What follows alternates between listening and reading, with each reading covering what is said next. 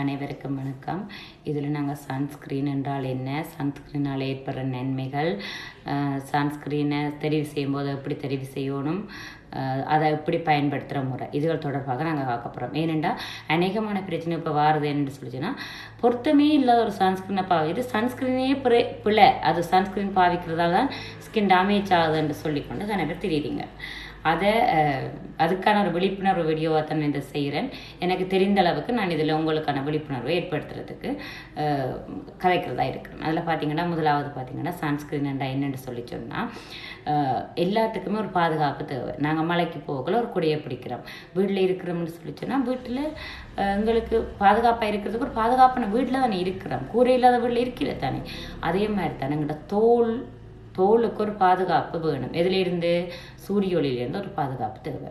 அந்த சூரிய ஒளியிலேருந்து எங்கள்ட தோலை பாதுகாக்கிறதுக்காண்டி நாங்கள் பயன்படுத்துறது தான் சன்ஸ்கிரீன் சொல்கிறது. அதில் நீங்கள் கேட்கலாம், அப்போ விட்டமின் டி எல்லாம் சூரிய ஒளியிலேருந்து தானே வருது, அப்போ நாங்கள் சன்ஸ்கிரீனை போட்டால் அவங்களுக்கு விட்டமின் டி டெபிசியன்சி வந்துருந்தானேன்னு கேட்கலாம். அப்படி எதுவுமே இல்லை. அது இளம் வெயில் என்று சொல்கிறது 9 மணிக்கு முதல் வார வெயிலில் தான் அப்படியான விட்டமின் டி போன்ற விட்டமின் உங்களுக்கு கிடைக்கும்.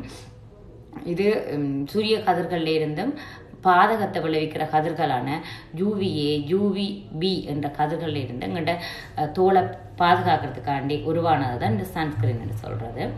இதால் ஏற்படுற நன்மைகள் என்று பார்த்தீங்கன்னு சொல்லி சொன்னால்,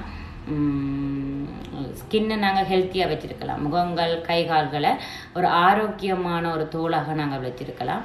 அடுத்தது ஸ்கின் கேன்சர் வாரத இது இந்த சன்ஸ்கிரீன் தடுக்கும். மற்றது அநேகமான ஆட்களுக்கு பார்த்தீங்கன்னா அக்னி உருவாகும், அதோட பிக்மெண்டேஷன், கருந்திட்டுக்கள், பச்சியாக முகம் ஒரு ஈவன் டோன் இல்லாமல் இருக்கும். அப்படியானதுக்கெல்லாம் காரணம் பார்த்தீங்கன்னா இந்த சன்ஸ்கிரீனா. இதுகள் இல்லாமங்கிற ஸ்கின் இருக்கணும்னா நாங்கள் கட்டாயம் சன்ஸ்கிரீன் பயன்படுத்தி தான் ஆகணும்.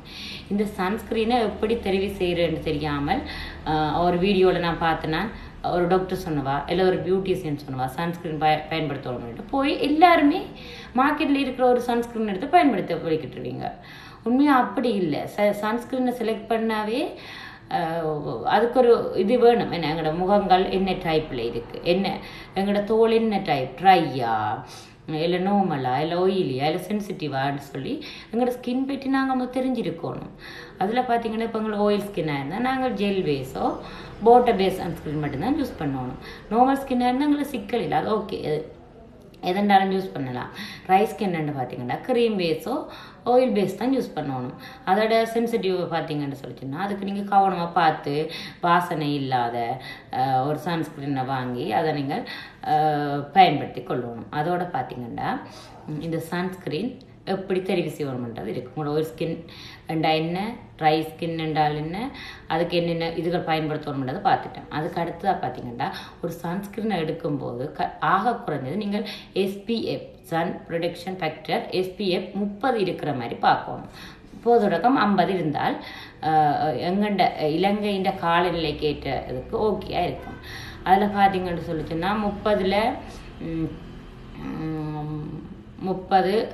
இருந்தால் உங்களுக்கு 30 சர 10 பிரிக்கிறீங்கன்னா எத்தனை நிமிஷம் பெறுதோ அத்தனை நிமிஷத்துக்கு உங்களோட சூரிய ஒளியிலேருந்து உங்களோட முகத்தை நீங்கள் பாதுகாத்து கொள்ளலாம். 50 சர 10 அப்படி பெருக்கி பார்த்தீங்கன்னா அதில் வர நிமிடங்களில் உங்களோட தோள்கள் பாதுகாக்கப்படும் சூரிய ஒளியிலே இருந்து.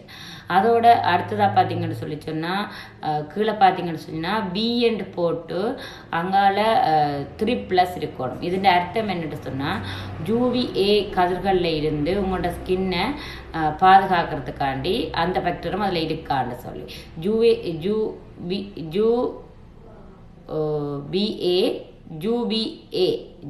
UVBக்கு அதுவும் UVAக்கு B3+ இருக்கணும். இருந்தால் அது நல்ல சன்ஸ்கிரீன் நாங்கள் எடுத்துக்கொள்ளலாம்.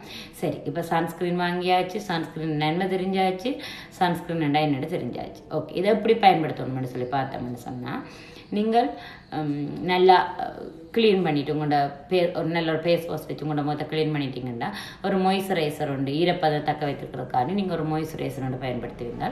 அதுக்கு பிறகு அந்த மாய்ஸ்சரைசர் போட்டு ஒரு 5 மினிட்ஸ்க்கு பிறகு வெளியில் போகிறீங்க, எல்லாம் வீட்டுக்கு இருக்கிறனால நாங்கள் சன்ஸ்க்ரீன் கட்டாயம் பயன்படுத்தத்தான் வேணும்.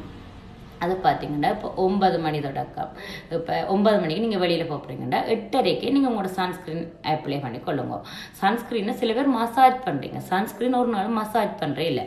இந்த 3 விரலில் நீங்கள் சன்ஸ்க்ரீனை தாராளமாக எடுத்து முகம் கழுத்துகளுக்கு போட்டுட்டு பரவி விடணும். நீங்கள் மசாஜ் பண்ணக்கூடாது, அது மசாஜ் இல்லை, அது ஒரு பாதுகாப்பு கரீம். அப்போ நீங்கள் நார்மலாக அதை போட்டு விட்டீங்கன்னா அது ஒரு பிறகு என்ன செய்யும், நீங்கள் வெளியில் ஒரு 1/2 மணி நேரத்தில் பிறகு போனீங்கன்னா உங்களுக்கு உங்களோட தோல் சூரிய ஒளியிலேருந்து பாதுகாப்பாக இருக்குது.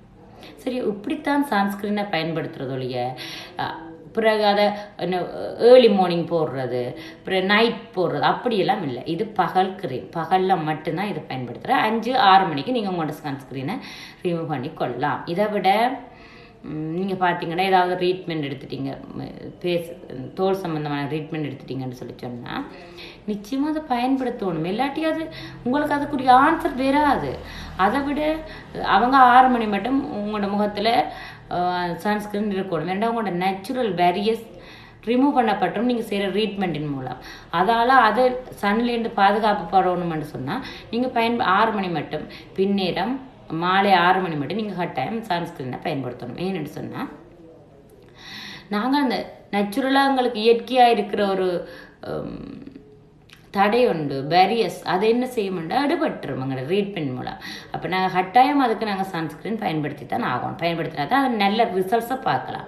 இல்லையேண்டா போகும்போது உங்களோட பழைய ஸ்கின் தான் உங்களுக்கு இருக்குது. தயவு செய்து 18 வயசுக்கு மேலே நீங்கள் எல்லாருமே சன்ஸ்க்ரீன் பயன்படுத்துங்க. SPF 30 B3 இருக்கிற மாதிரி நீங்கள் உங்களோட சன்ஸ்க்ரீனை தெரிவு செய்யுங்க. உங்களோட ஸ்கின் டைப்புக்கு ஏற்ற மாதிரி ஏற்படுத்துங்க. வேறு ஏதாவது டவுட் உங்களுக்கு இருந்தால் கமெண்ட் பண்ணுங்க. அதுக்குரிய அடுத்த வீடியோட நாங்கள் பெறுவோம். உங்களோட ஆதரவுக்கு நன்றி.